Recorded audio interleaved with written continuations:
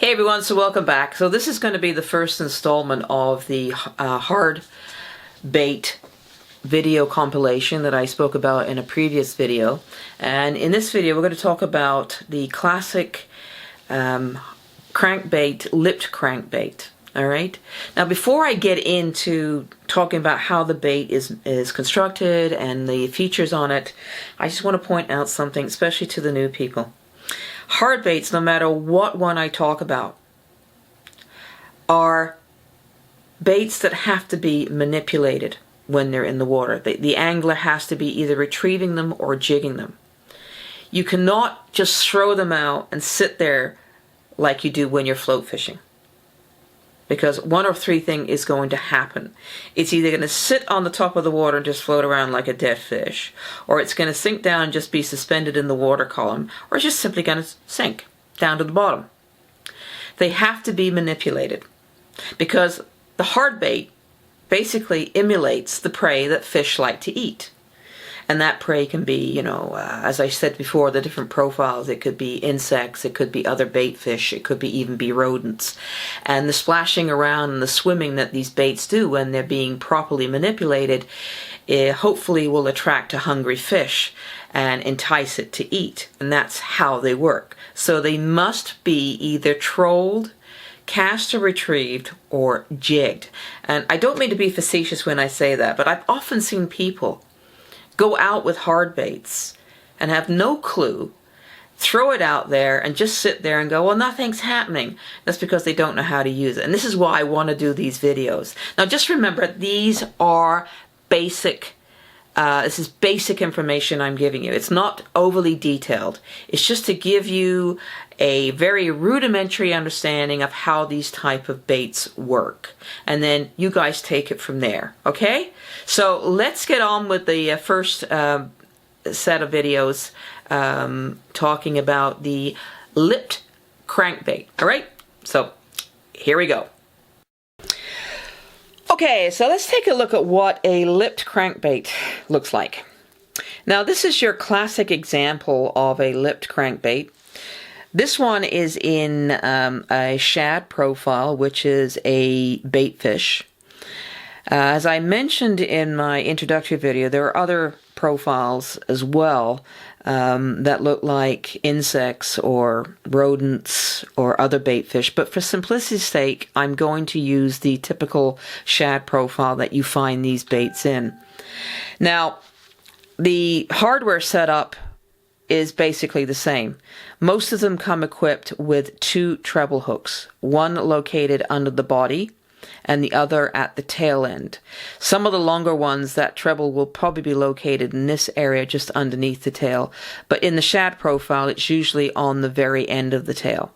This one is equipped with what's called a sure set tail hook. And what it is basically, it's a treble with one larger prong than the other two.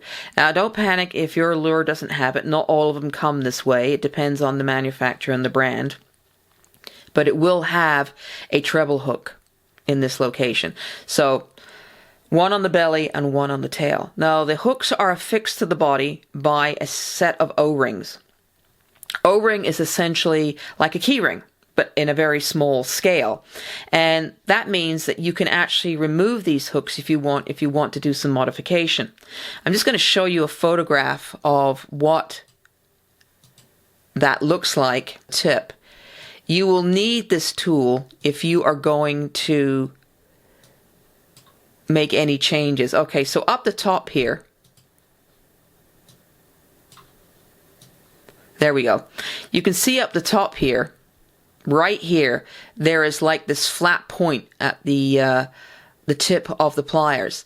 This is what helps open up the O-ring so that you can slip it off the hook and off the body of the lure. You will need something like this if you plan to do any modification of that lure, because those O-rings are tight and very difficult to remove. Okay? So that is the hook setup. Now the body is usually hollow. And inside this is a rattle chamber. Some of these will have shot inside, some will not. The shot will help determine the buoyancy of the lure, as well as providing an auditory sound when the fish, the lure, is swimming in the water. Now let's go back to buoyancy.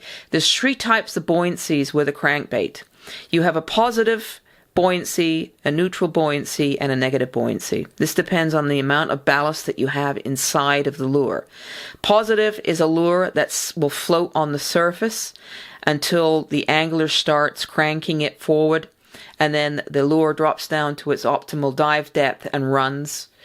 A neutral one is a lure that will drop in the water, sink down to a certain level, and sit there just suspended in the water column, and then once the angler starts manipulating or moving the lure forward, then the lure will drop down to its optimum dive level. The third one, the negative buoyancy, is simply a lure that is going to sink. If it's not being pulled forward or retrieved, it's simply just going to sink down to the bottom. Okay, so those are the three buoyancies, and that is determined by the amount of ballast that is located within the rattle chamber in the body of this lure. Now, the iconic characteristic of this lure, of course, is this bill or lip, sometimes referred to as a clapper. This bill can be made of plastic, some are made of metal, but the more I believe the modern ones now are purely made of plastic. This is what determines how deep this lure will dive and the type of swim pattern it will have when it's being retrieved. Without this lure doesn't perform very well. It must have this lip on the front. And this lip sits at various different angles on the nose to determine the depth of dive, and its shape will also determine the swim pattern. Now let's just go to another diagram here so I can show you what I'm talking about. And it's not a very good diagram, but it'll give you an idea. So this is the swim and dive pattern of a crankbait, depending on the style and shape of the bill that is on the front of the lure. So if you have something that's along this style here, you notice that this has a deep dive pattern to it with a rather wide swim pattern. This type will give you a shallower dive with a wide swim pattern. The longer the bill will have a deeper dive, but the swim pattern will be tighter. And then when we get down here to a very small bill, we have a shallow diving lure with a tight dive pattern. Okay, so that just gives you an idea of how these lures move when they're being manipulated in the water. Let's just take another look at another photograph here. This one. Here we go. Here's three different types of crankbaits. These are in a perch profile. You see we've got the treble hooks affixed to the belly and affixed to the tail. You can see here the loops, the O-rings a little clearer. Right there and there, that's how they're attached. But notice the different shapes and lengths in the bill. This is what determines, as I mentioned before, your dive and swim patterns. So this would be a shallow diver with a tight swim pattern. This would be a medium diver with a fairly loose swim pattern. And this one would be a deep diver with a loose swim pattern. Now usually a shallow diver is from anywhere from 2 to 8 feet.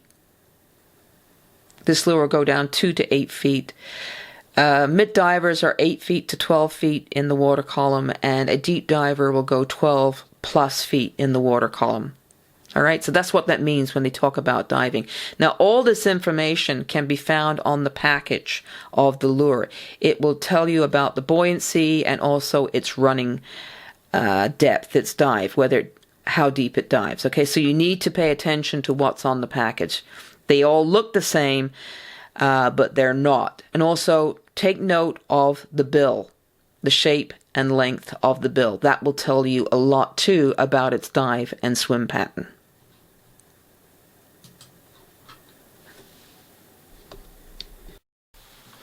Okay people, so that was a quick and dirty overview of the classic lipped crankbait. I just want to say crankbait, but lipped crankbait.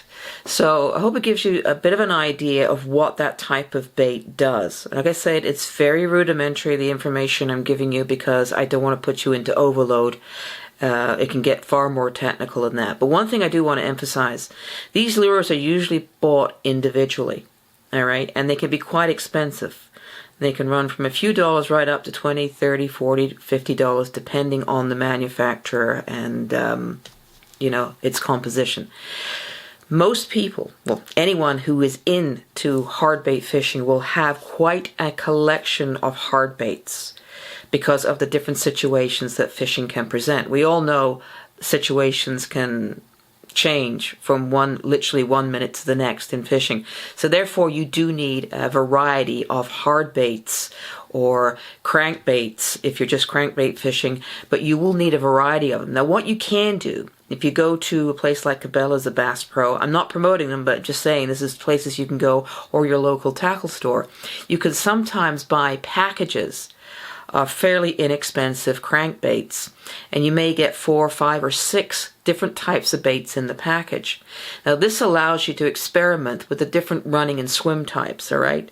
You may get some deep divers in it, you may get a shallow diver in it, you may get a medium diver, you may even get a surface lure thrown in for good measure. And that way you can experiment with the different styles this type of crankbait has, and you can determine from there whether or not you want to continue with it, and you haven't mortgaged the house to buy a single lure. All right, so just a little tip there for anyone who wants to try this out. Unfortunately, it is a bit expensive, this type of fishing, but it is a fun way to fish. Like I say before, it is a dynamite way to catch bass fish or even other predator fish. Bass just love these type of lures, and they're really a good lure to use when you're out there looking for that elusive largemouth or even a smallmouth bass. All right, so I hope you enjoyed this video.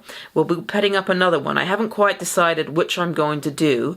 More than likely it's going to be about the lipless crankbaits, but don't be surprised if I do something a little bit different, all right, because there's just so many things to do here, and I'm just so excited to do this compilation for you. So hope you liked the video. Please like and subscribe to the channel, and until the next time, this is Sharon saying tight lines.